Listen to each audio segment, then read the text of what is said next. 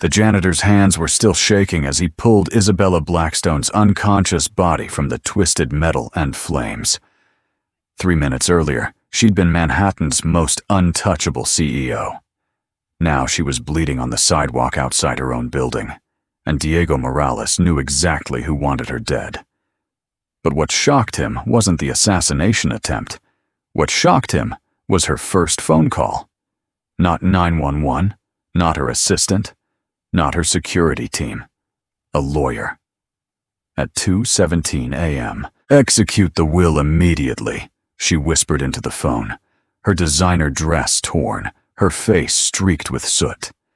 "If something happens to me tonight, make sure Emma gets nothing." Diego's blood ran cold. Emma, Isabella's most trusted assistant, the woman who'd been by her side for 8 years, the woman who'd just tried to murder her, the woman Diego had been hired to investigate 15 years ago. Isabella Blackstone had no idea that the night janitor who'd just saved her life knew more about her family's secrets than she did. She had no idea that he wasn't really a janitor at all. And she definitely had no idea that this random encounter would unravel everything she thought she knew about love, trust, and survival. This is the story of how a single phone call changed everything. If you're loving this story already, hit that like button and subscribe for more incredible true stories that will keep you on the edge of your seat. Drop a comment below with your thoughts. I read every single one. And if these stories touch your heart like they do mine, consider supporting the channel so I can keep bringing you these powerful tales of love, betrayal, and second chances. Thank you for being here with me. The explosion had shattered every window on the first 3 floors of the Blackstone Corporation building. Glass littered Park Avenue like deadly snow, reflecting the orange flames that consumed what used to be Isabella's armored Mercedes. NYPD sirens wailed in the distance, but Diego knew they'd be too late. They were always too late when the Blackstone family was involved. He'd been mopping the marble floors of the 68th floor when the building shook. Most people would have evacuated. Most people would have run. But Diego Morales wasn't most people. He was a man with a 15-year-old debt to pay, and he'd been watching Isabella Blackstone's patterns for exactly 8 months, 3 weeks, and 2 days. He knew she worked late every Tuesday. He knew she always left through the executive garage at exactly 2:15 a.m., and he knew that tonight, someone was going to try to kill her. What he hadn't expected was for her to survive. Isabella Blackstone was supposed to be untouchable. At 31, she'd inherited the Blackstone empire and turned it into a Fortune 500 powerhouse. She was Manhattan royalty, a woman who lived in penthouses and traveled by private jet, a woman whose shoes cost more than most people's rent. Diego Morales cleaned toilets for a living, but as he knelt beside her on the cold pavement, pressing his janitor's shirt against the gash on her forehead, something passed between them that had nothing to do with money or class or power.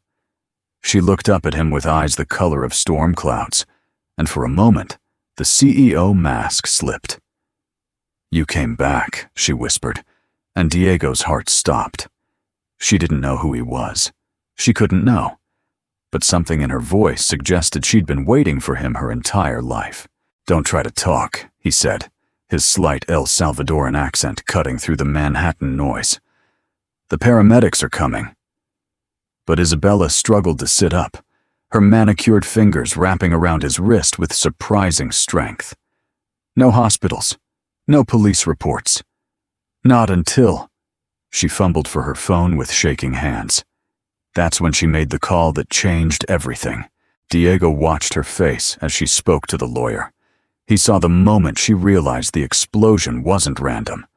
Saw the fear creep into her eyes as she understood that someone she trusted wanted her dead. And he saw something else, a loneliness so profound it made his chest ache. He'd seen that look before, in the mirror, every morning for the past 15 years. When she hung up, She turned to him with an expression he'd never seen on a billionaire's face. Gratitude. "What's your name?" she asked. "Diego," he said, not mentioning that he already knew everything about her. Her coffee order, her favorite route home, the fact that she hadn't taken a real vacation in 6 years, the fact that she ate lunch alone at her desk every single day. Diego. She tested his name like she was tasting wine. "You saved my life. Anyone would have done the same." She laughed, but there was no humor in it. "No, they wouldn't have. Trust me." The paramedics arrived then, and Diego stepped back to let them work. But Isabella's eyes never left his face. She was studying him with the same intensity she probably used in boardroom negotiations, and Diego felt exposed in a way that had nothing to do with his janitor's uniform. "Ma'am, we need to get you to the hospital," the paramedic said. "No," Isabella said firmly, "I'm going home." "But you might have a concussion." I said no. Her CEO voice was back, sharp and commanding, but when she looked at Diego, her expression softened. Could you make sure I get home safely? I don't trust anyone else right now." Diego knew he should say no, knew that getting involved with Isabella Blackstone was dangerous in ways she couldn't imagine. But looking at her, bleeding, vulnerable, more human than he'd ever seen her, he found himself nodding. Of course. 20 minutes later, Diego was sitting in the passenger seat of Isabella's backup car, a black BMW that probably cost more than he'd made in 5 years. She was driving despite her injuries, her knuckles white on the steering wheel, checking the mirrors every few seconds. "You're scared," Diego observed. "Terrified," she corrected. "Someone just tried to kill me, and I have no idea who I can trust anymore." The irony wasn't lost on Diego. She was trusting him, a man she thought was just a janitor, a man whose last name she didn't even know. If she had any idea who he really was, what he'd been hired to do 15 years ago, she'd probably push him out of the moving car. "Tell me something about yourself," Isabella said suddenly. "Something real. I need to hear something real right now." Diego was quiet for a long moment. The smart thing would be to deflect, to maintain his cover. But there was something about the way she'd asked, desperate and raw, and so unlike the composed CEO he'd watched from afar, that made him want to give her what she needed. "I have a son," he said finally. "Miguel. He's 10. He's the reason I get up every morning." Isabella glanced at him, surprised. "Where's his mother?" "She died 3 years ago. Cancer." "I'm sorry." She was everything. Smart, funny, beautiful. She made me want to be better than I was. Diego stared out the window at the Manhattan lights. "When she died, I didn't know how to be a father without her. We moved here from El Salvador to start over, but I don't know if running away from grief is the same thing as healing from it." Isabella was quiet for several blocks. Then, "My parents are dead too. Car accident when I was 12. I was in the system until Richard Blackstone adopted me when I was 14. Richard Blackstone, the founder? My adoptive grandfather. He saw something in me at the children's home. Said I had killer instinct." She laughed bitterly. Turns out he was more right than he knew. They pulled up to Isabella's building, a glass tower on the Upper East Side that screamed money and power. The doorman rushed to help her from the car, his face creased with concern. "Ms. Blackstone, we heard about the explosion on the news. Should I call your doctor?" "No, James. Just make sure no one comes up who isn't on my personal list. And I mean no one." The penthouse elevator was silent except for the soft jazz playing overhead. Diego found himself studying Isabella's reflection in the polished steel doors. Even disheveled and injured, she was beautiful in a way that had nothing to do with her expensive clothes or professional makeup. There was something luminous about her, something that made him understand why Richard Blackstone had plucked her from anonymity. But there was also something fragile, something that made Diego want to wrap her in his arms and promise that nothing would ever hurt her again. Which was insane. She was Isabella Blackstone. He was nobody. The penthouse was exactly what Diego had expected. All clean lines and expensive art, and windows that offered a god's view of Manhattan. What he hadn't expected was how empty it felt, like a magazine spread instead of a home. "Drink?" Isabella asked, walking to a bar that probably cost more than most people's cars. "I should go," Diego said. "You're safe now." "Am I?" Isabella turned to face him, and Diego saw the fear she was trying so hard to hide. Someone just tried to blow me up. Someone who knows my schedule, my security protocols, my vulnerabilities. Someone close to me. She poured herself 3 fingers of what looked like very expensive whiskey and downed it in one swallow. I've been getting strange calls for weeks, hang-ups, someone breathing on the other end. My assistant said it was probably a prank, but... She trailed off, pouring another drink. Diego's jaw tightened. Emma. It had to be Emma. "Maybe you should stay somewhere else for a few days," he suggested, "until the police figure out who's behind this." Isabella laughed, but there was no humor in it. "The police? Diego, you don't understand. The kind of money my family has. It doesn't just buy luxury. It buys enemies. It buys secrets. And sometimes it buys silence when you need justice." She moved to the window, staring out at the city she helped rule. "Do you know what it's like to never know if someone likes you for who you are or what you can do for them? To wonder if every smile is genuine or calculated? To realize that the more successful you become, the lonelier you get?" Diego joined her at the window, careful to maintain distance, even though every instinct screamed at him to close the space between them. "Loneliness isn't about money," he said quietly. "Rich or poor, everyone's fighting their own battles," spoken like someone who's never been rich. But there was no malice in her voice, just exhaustion. "You're right. I don't know what it's like to have billions, but I know what it's like to lose the person who mattered most. I know what it's like to be responsible for someone else's happiness when you can barely manage your own. And I know what it's like to wonder if you're strong enough for what life keeps throwing at you." Isabella turned to study his face in the window's reflection. "You're not what I expected." "What did you expect?" "I don't know.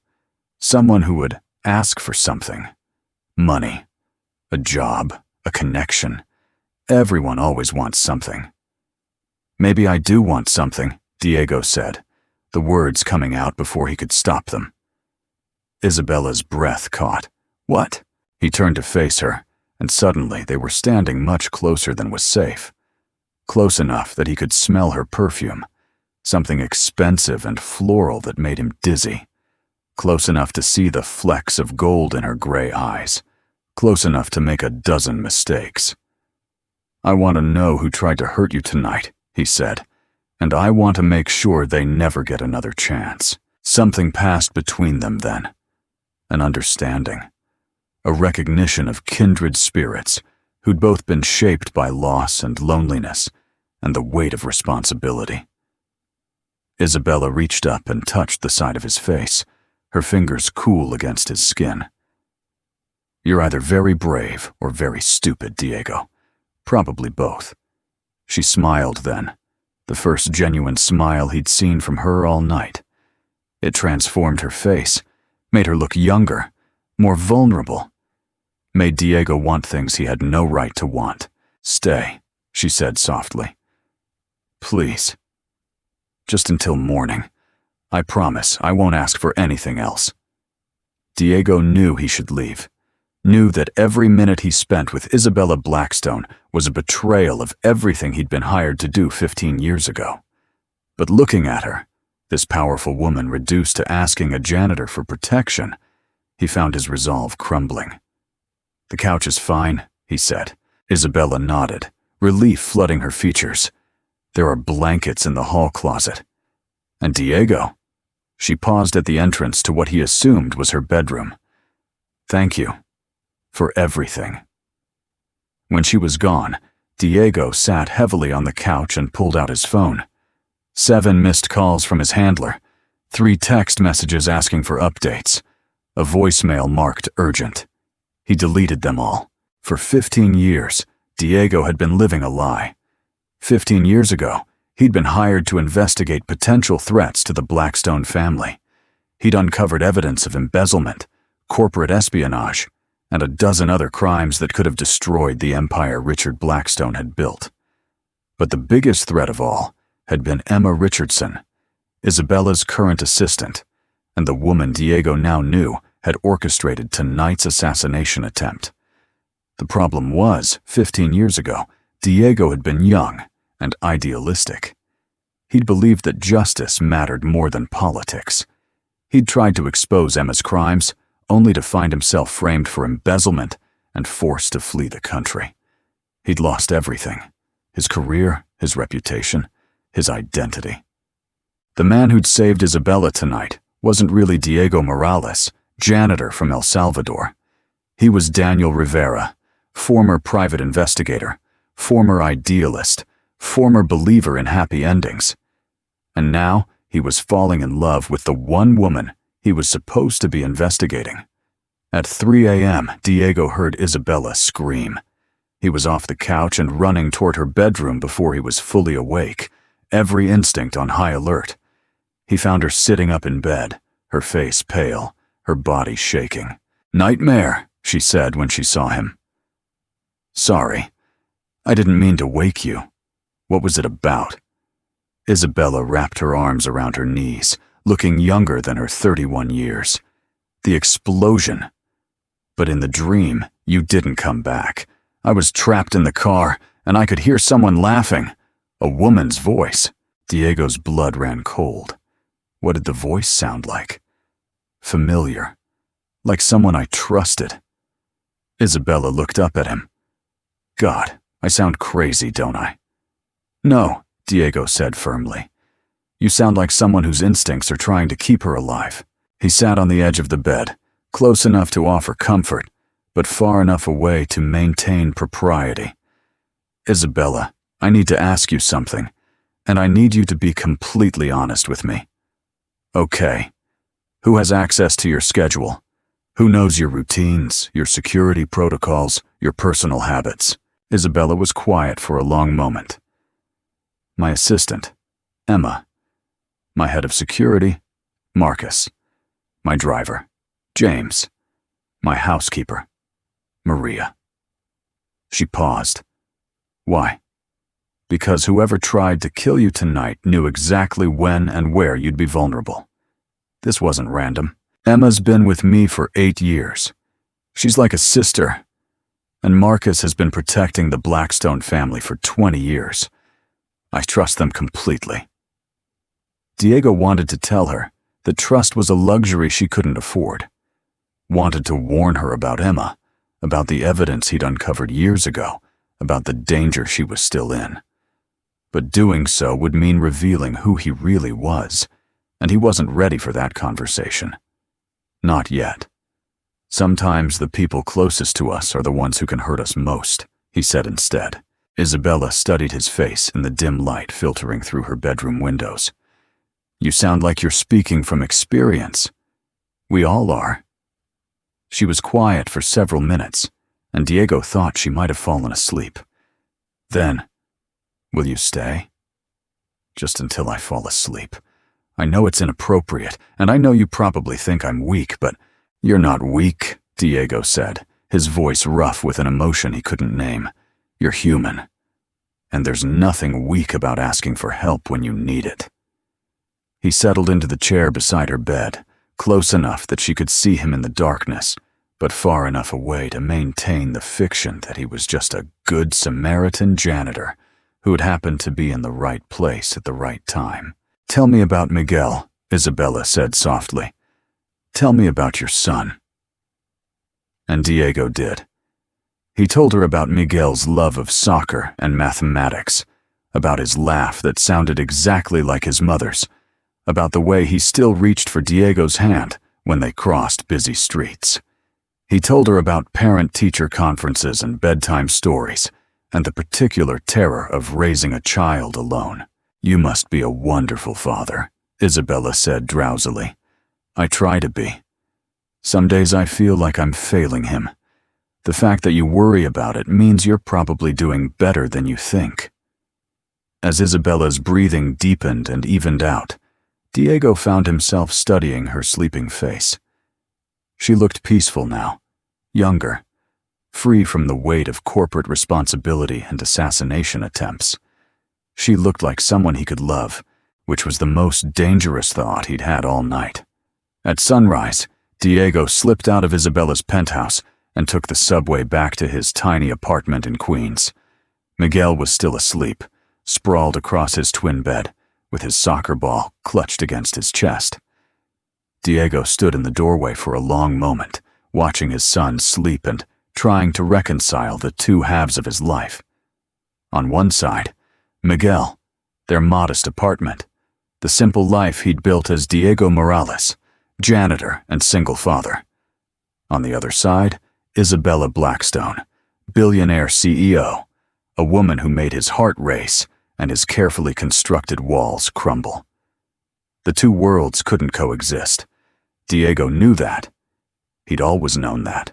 But as he made Miguel breakfast and helped him get ready for school, Diego found himself thinking about the way Isabella had looked at him, like he was someone worth knowing, like he was someone worth trusting, like he was someone worth loving. "Papa," Miguel said over his cereal, "you look different today." Different how? Miguel tilted his head, considering. Happy, but also scared. Like when you watch scary movies, but you want to see what happens next. Out of the mouths of babes. "I met someone last night," Diego admitted. "Someone who might be important." Miguel's eyes lit up. "A girlfriend? It's complicated, mijo. Because she's rich and we're poor?"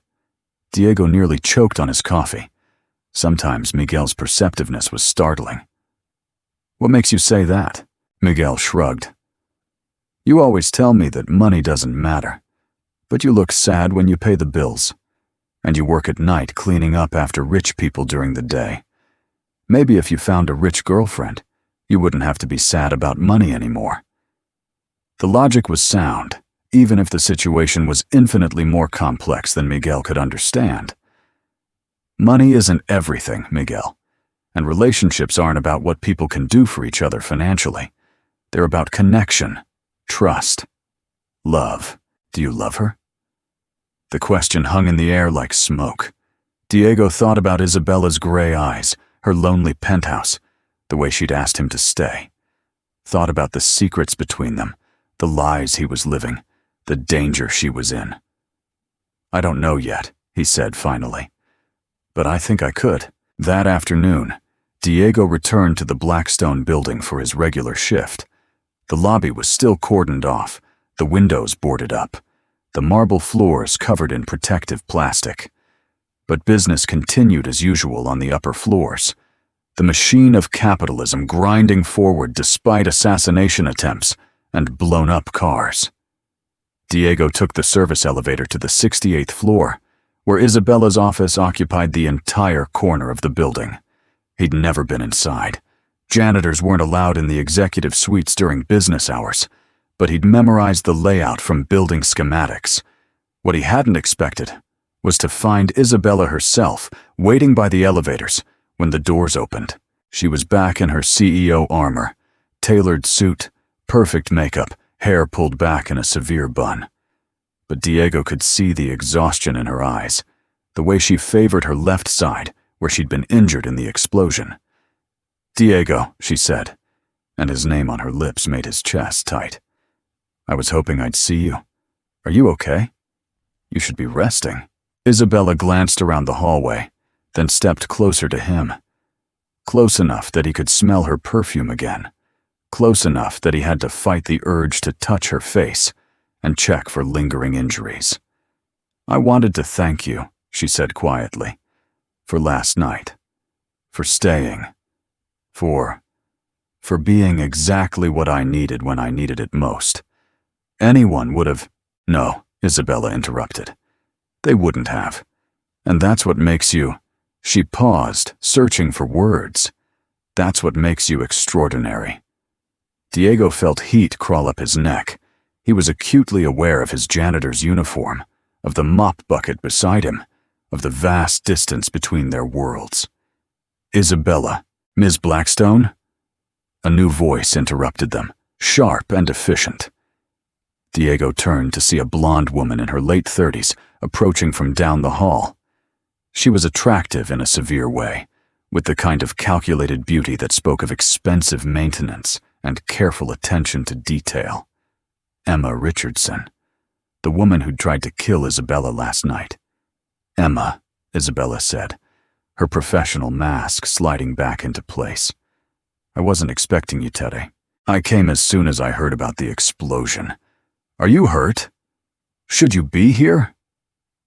Emma's concern seemed genuine, but Diego caught something else in her expression when she looked at Isabella, something that made his skin crawl: possessiveness, resentment, hatred barely disguised as care. "I'm fine," Isabella said. "Emma, this is Diego. He's the one who pulled me from the car last night." Emma turned to study Diego with calculating eyes. "How fortunate that you happened to be there." There was something in her tone, a subtle emphasis on the word "happened," that made Diego's blood run cold. She suspected something, or maybe she knew exactly who he was. "Right place, right time," Diego said carefully. "Indeed." Emma's smile was sharp as a knife. "Well, we should let you get back to work. I'm sure Ms. Blackstone has kept you long enough." The dismissal was clear, but Isabella surprised them both by stepping forward. "Actually, Emma, I've been thinking about our security protocols. Obviously, they're insufficient if someone was able to plant a bomb in my car. I want to hire additional protection." "Ms. Blackstone, that's really not necessary. Marcus has everything under control, and the police—" "The police haven't caught whoever did this," Isabella said firmly. "And until they do, I'm not taking any chances." She turned to Diego, and he saw something in her eyes that hadn't been there the night before. Determination. Steel. The killer instinct that Richard Blackstone had recognized in a 12-year-old orphan. "Diego, would you be interested in a job?" Diego's heart stopped. Emma's face went white. "Isabella, you can't be serious," Emma said. "You don't know anything about this man. He could be anyone. He could be dangerous. He saved my life," Isabella said coolly. "That tells me everything I need to know about his character."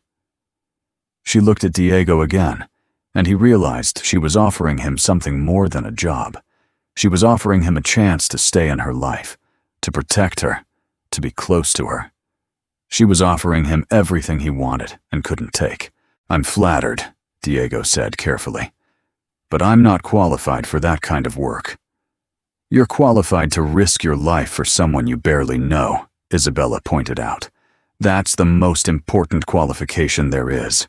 Emma stepped forward, her smile becoming more strained. "Ms. Blackstone, perhaps we should discuss this privately.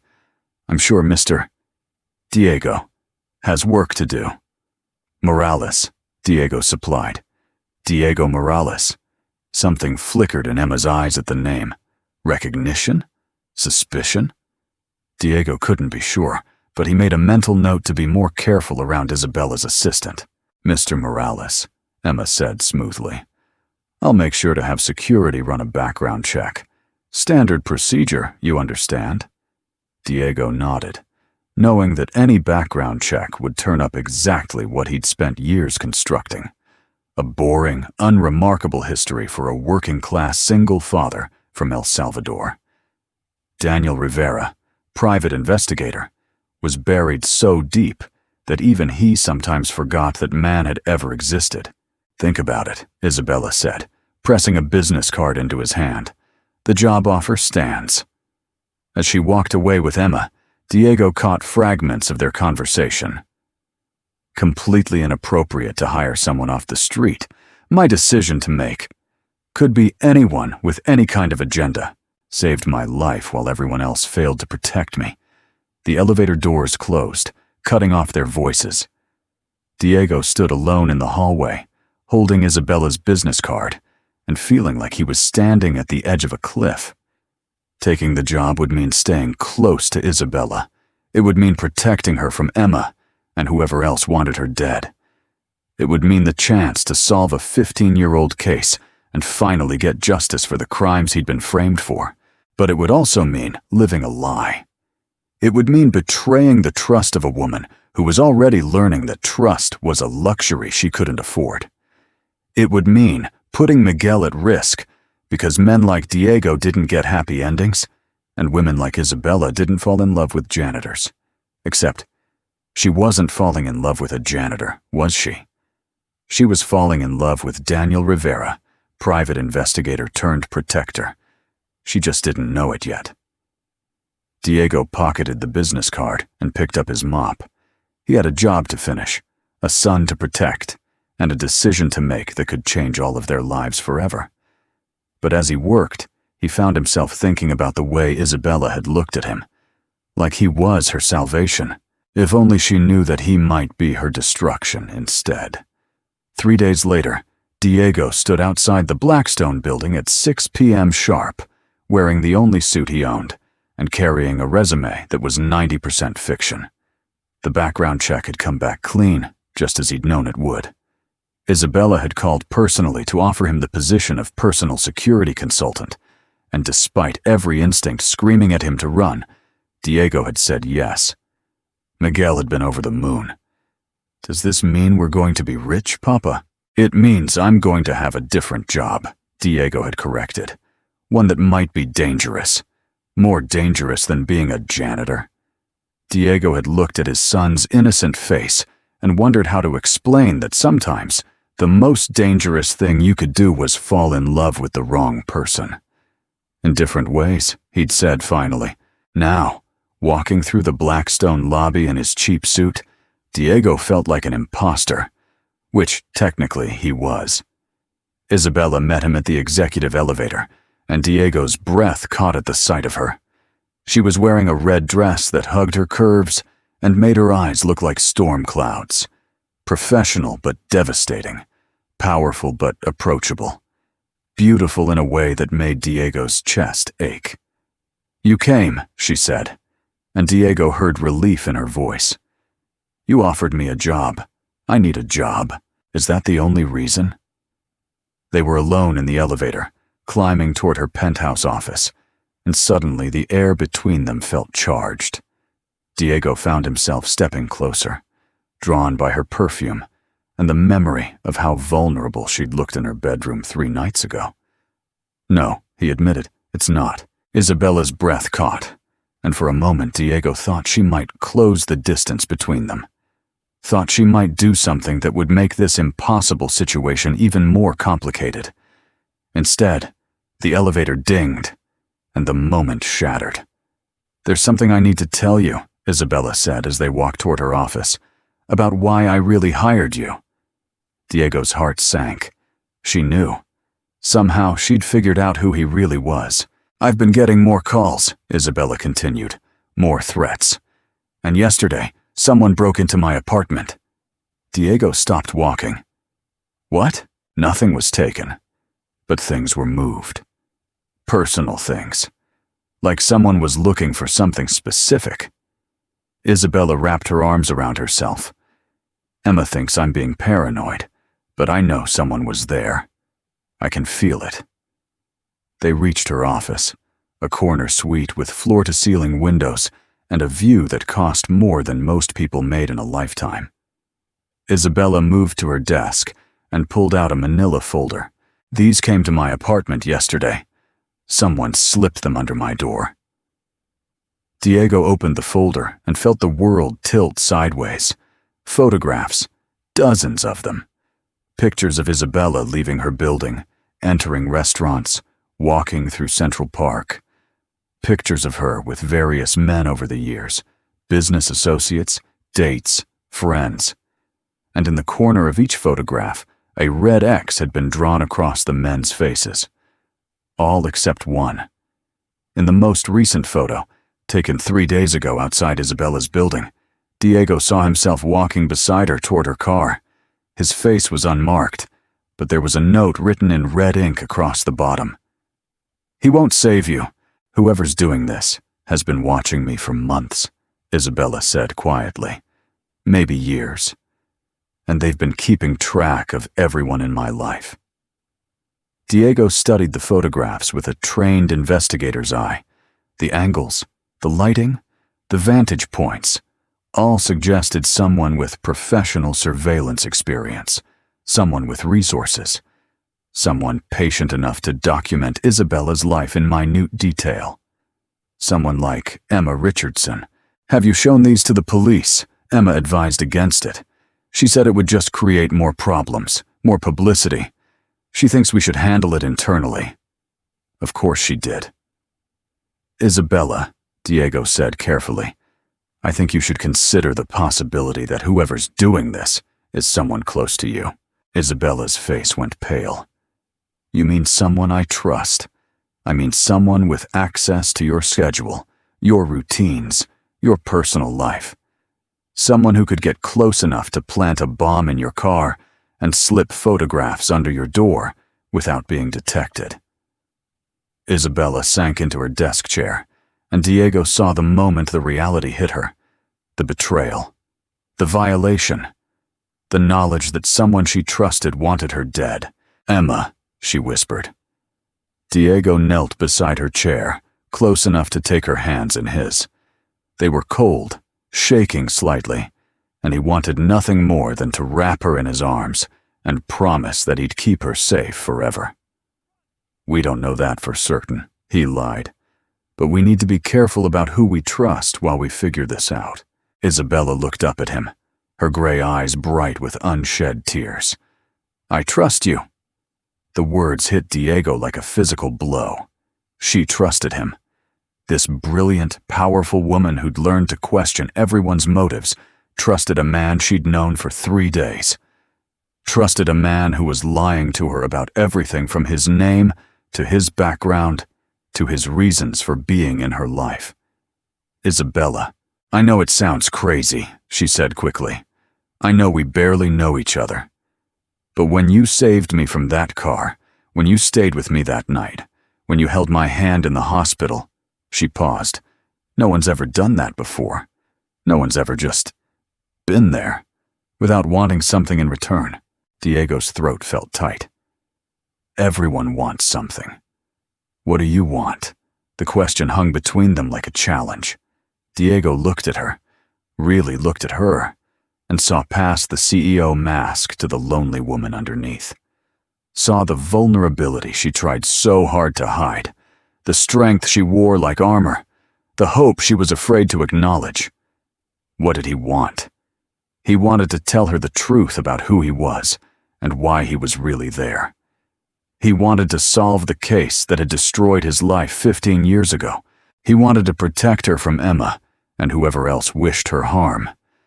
He wanted to take her in his arms and kiss her until they both forgot about money and class and all the reasons they were wrong for each other. He wanted to be the man she thought he was. "I want you to be safe," he said finally. It was the most honest thing he'd said since meeting her. Isabella studied his face for a long moment, and Diego wondered what she saw there. Hope, maybe. Fear, definitely. The beginnings of something that could either save them both or destroy everything. "Stay close to me," she said. "Please." "I know I'm asking too much, and I know this situation is complicated, but I'm not going anywhere," Diego promised. And as he said the words, he realized they were true. Whatever happened next, whatever the cost to his carefully constructed new life, he wasn't walking away from Isabella Blackstone. Even if staying meant losing everything, even if it meant breaking both their hearts, even if it meant discovering that some secrets were too big to survive the truth. The revelation came exactly 1 week later, in the most ordinary way imaginable. Diego was reviewing security footage in Isabella's office when he saw it, a timestamp that made his blood run cold. The camera showed Emma entering the building at 11:43 p.m. the night before Isabella's car exploded. She'd used her executive access card to reach the garage level, spent 18 minutes there, then left through the service entrance. 18 minutes. Exactly enough time to plant a bomb. "Isabella," Diego called, his voice tight with urgency. "You need to see this." But when Isabella approached the monitor, it wasn't the timestamp that made her gasp. It was the expression on Emma's face as she walked toward the garage. Cold, calculating, completely devoid of the warmth and concern she'd shown Isabella for 8 years. "That's not possible," Isabella whispered. "Emma would never. She's like family to me. Sometimes family is exactly who hurts us most." Isabella's phone buzzed. A text from Emma. "Emergency board meeting moved to tonight. 8 p.m. Come alone. Sensitive matters to discuss." Diego's jaw tightened. "Don't go. I have to. If there's really an emergency." "It's a trap, Isabella. Look at the pattern. The bombing failed, so now she's trying a different approach." Isabella stared at her phone, and Diego saw the moment everything clicked into place. The way Emma had discouraged involving police, her insistence on handling security internally, her constant presence in Isabella's life, always watching, always controlling. 8 years, Isabella said hollowly.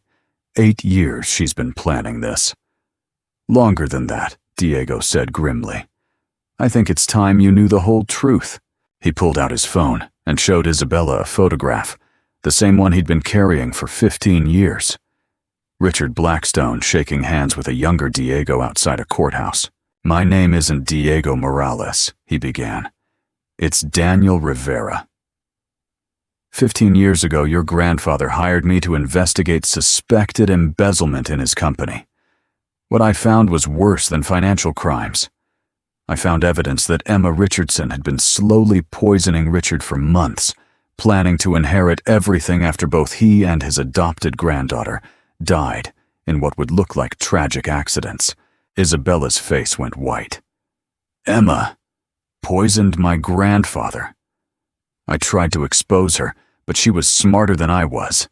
She framed me for the embezzlement, destroyed my reputation, forced me to flee the country. I thought I was done with the Blackstone family forever." Diego's voice roughened. "Then Richard died. You inherited everything. And I realized Emma's plan was still in motion. I came back to finish what I started. You've been lying to me this entire time." Isabella's voice was barely above a whisper. "Yes, everything between us. Was it all part of some investigation?"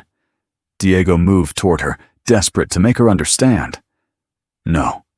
God, no. Isabella, meeting you, getting to know you, falling." He stopped, the words catching in his throat. "Falling what?" "Falling in love with you. That was never part of the plan." Isabella stared at him for a long moment, her gray eyes unreadable. "You love me? Completely. Hopelessly. In ways that terrify me."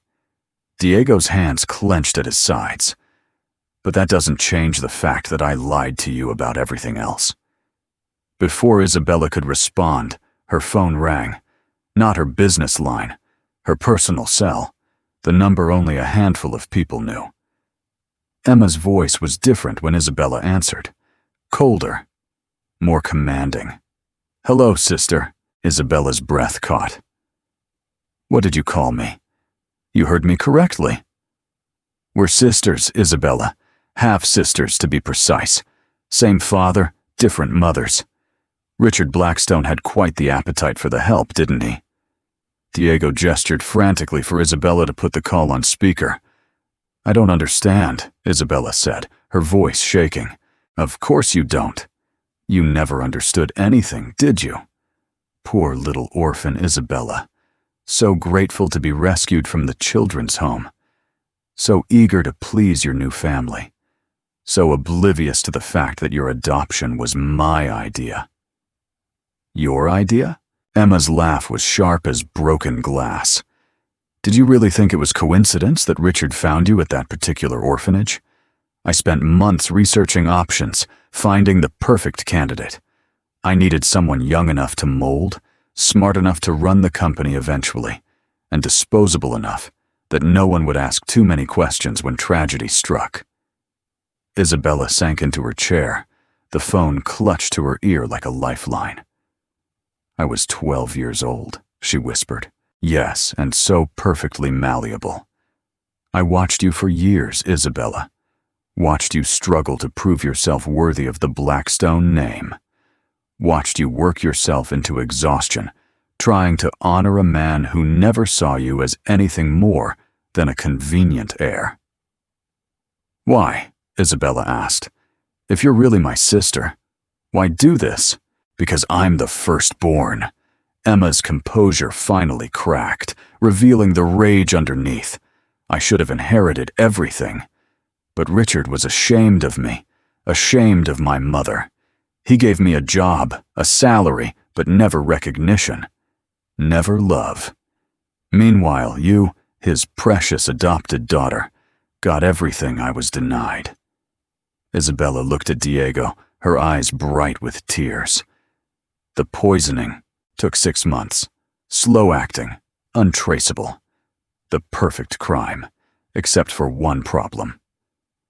Emma's voice turned venomous. Your boyfriend there, Daniel Rivera, private investigator extraordinaire.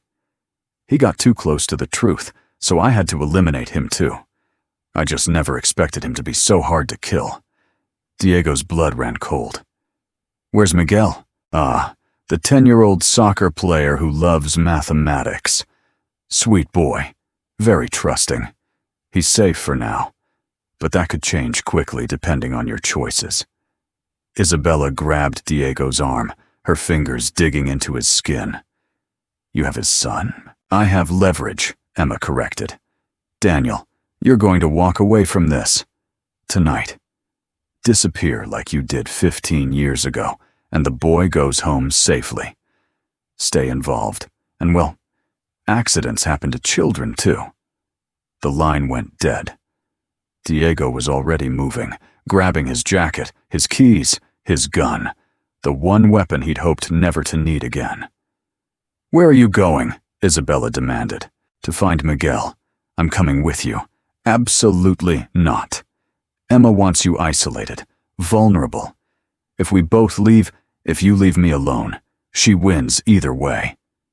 Isabella's voice was steel again, the CEO voice that brooked no argument. We do this together, or we both lose everything. Diego looked at her.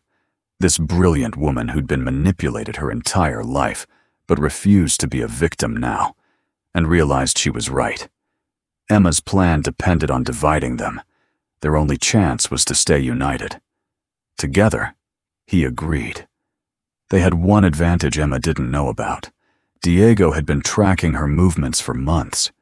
He knew about her backup apartment in Brooklyn, the storage unit in Queens, the warehouse in the Bronx she'd been using for meetings with various unsavory contacts. The warehouse was empty, but Diego's trained eye caught details Emma had missed. Fresh tire tracks, a child's soccer ball in the corner, candy wrapper on the floor. Miguel had been there. Isabella found the next clue, a GPS tracker hidden under Diego's car. Emma had been monitoring their movements for weeks. She's always one step ahead, Isabella said grimly. Not anymore. Diego pulled out his phone and showed Isabella an app he'd been running secretly. I've been tracking her too. She's at the Blackstone building, top floor, your grandfather's old office. She's going to make her final move tonight. They drove through Manhattan in tense silence, both knowing this would end with someone dead or destroyed. Diego checked his gun one final time, while Isabella made a call to her lawyer, ensuring that if something happened to her, Emma would inherit nothing. The Blackstone building was eerily quiet at night. Too quiet. Diego's instincts screamed danger, as they rode the elevator to the top floor, but there was no choice now. Emma had Miguel, and that made this personal in ways that transcended justice or revenge. The elevator doors opened to reveal Emma waiting in Richard's old office, looking perfectly composed in an expensive black dress. Miguel was sitting in a chair beside her, unharmed, but clearly frightened. "Papa." Miguel started to run toward Diego, but Emma's hand on his shoulder stopped him. Now, Emma said calmly. "Let's discuss terms first." "Let him go," Diego said, his gun trained on Emma.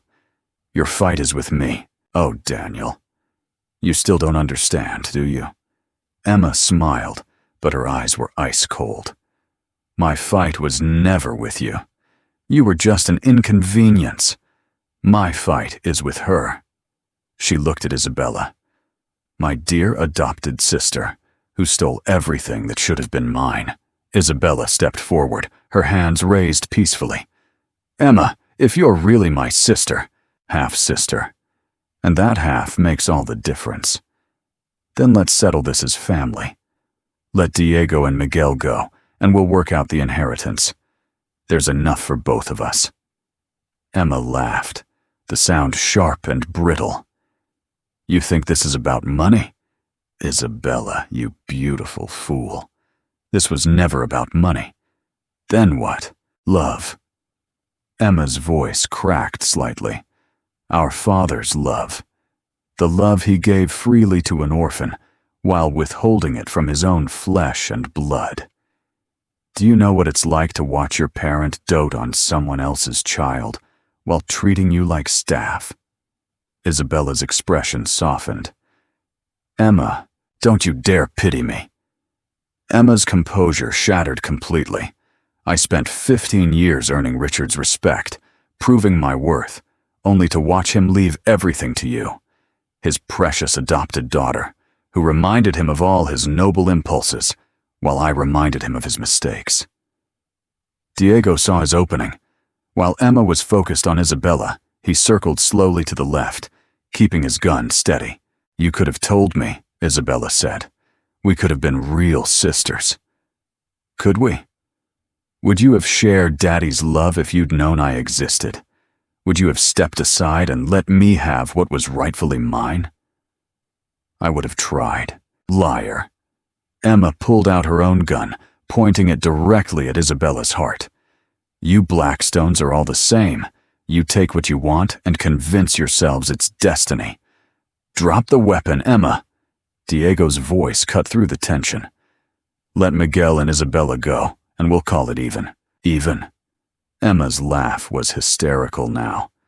"You destroyed my life 15 years ago, and you think we can call it even? You destroyed your own life when you chose murder over honesty." Emma swung her gun toward Diego, and in that split second, everything changed. Miguel, with the quick reflexes of a 10-year-old soccer player, dove away from Emma's chair. Isabella lunged forward, grabbing for Emma's gun. Diego fired.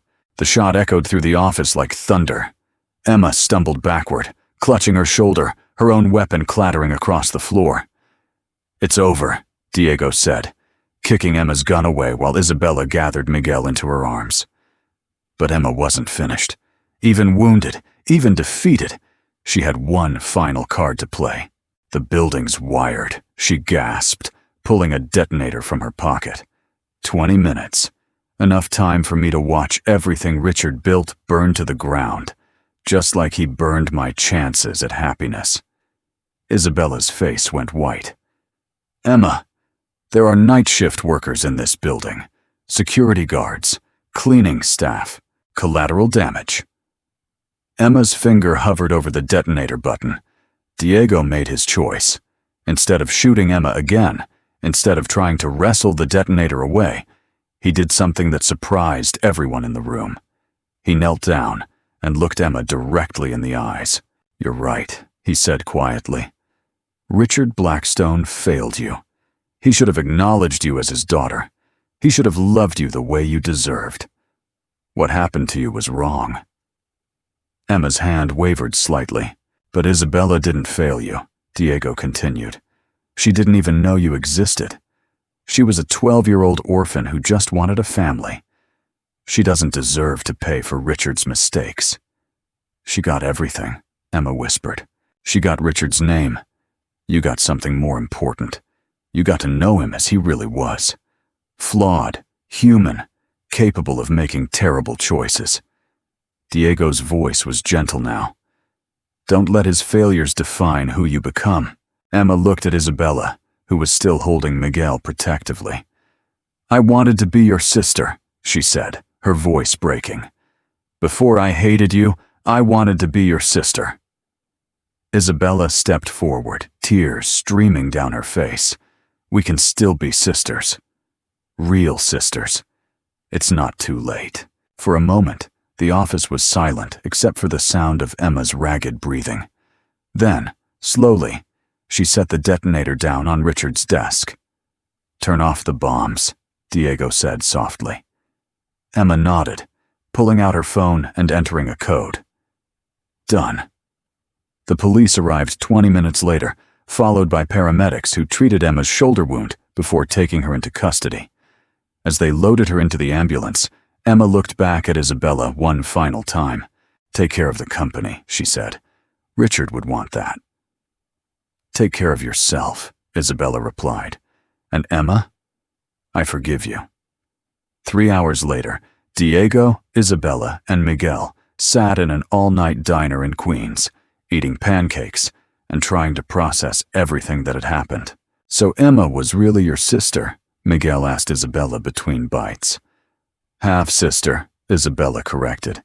And she made some very bad choices because she was hurting. Are you going to visit her in prison? Diego and Isabella exchanged glances. Maybe, Isabella said. When she's ready. Miguel nodded solemnly, then brightened. Does this mean you're going to be my new mom? Diego nearly choked on his coffee. Miguel, what? You love her. She loves you, and she's really nice to me. Plus, she's rich, so maybe I can get those soccer cleats I wanted. Isabella laughed, the first genuine laugh Diego had heard from her all night. I think we should probably go on a few more dates before we start talking about soccer cleats. But you do love Papa, right? Isabella looked at Diego, her gray eyes soft and warm. Yes, I do. Even though he lied to me about his name and his job and basically his entire identity. Are you still mad about that? Diego asked cautiously. I'm getting over it. Slowly. Isabella reached across the table and took his hand. Besides, I understand now why you did it. You were protecting me, even when I didn't know I needed protection. I should have told you the truth sooner, maybe. Or maybe we both needed time to figure out who we really were underneath all the lies and expectations and fear. Isabella squeezed his fingers. I know who you are now, Daniel Rivera, and I love exactly who you are. Diego brought her hand to his lips and kissed her knuckles gently. I love you too, Isabella Martinez Blackstone. 6 months later, Diego, who'd legally changed his name back to Daniel Rivera, stood at the altar of a small chapel in Queens, watching Isabella walk down the aisle in a simple white dress that somehow made her more beautiful than any designer gown ever could. Miguel, serving as ring-bearer, had indeed gotten his soccer cleats, along with a new school, a bigger bedroom, and a stepmother who attended every single one of his games. Emma, serving a reduced sentence in exchange for her cooperation in exposing other corporate crimes, had sent a letter wishing them happiness. Isabella visited her once a month, slowly rebuilding the sister relationship they'd never had the chance to develop. The Blackstone Corporation, under Isabella's leadership, had become a model of corporate responsibility and transparency. Daniel's private investigation firm, operating out of the building's security department, specialized in protecting other vulnerable executives from internal threats. As they exchanged vows, Daniel realized that sometimes the most dangerous thing you could do was exactly the right thing. Sometimes taking the biggest risk led to the greatest reward. Sometimes love really could conquer class differences, family secrets, and assassination attempts. "You may kiss the bride," the minister announced. Daniel pulled Isabella close and kissed her deeply, tasting forever on her lips. In the front row, Miguel cheered loudly enough to be heard in Manhattan. And somewhere in the crowd of wedding guests, Daniel could have sworn he heard the sound of Richard Blackstone's approving laughter, finally at peace, knowing his two daughters had found their way to each other and to love. The janitor and the CEO had gotten their fairy tale ending after all.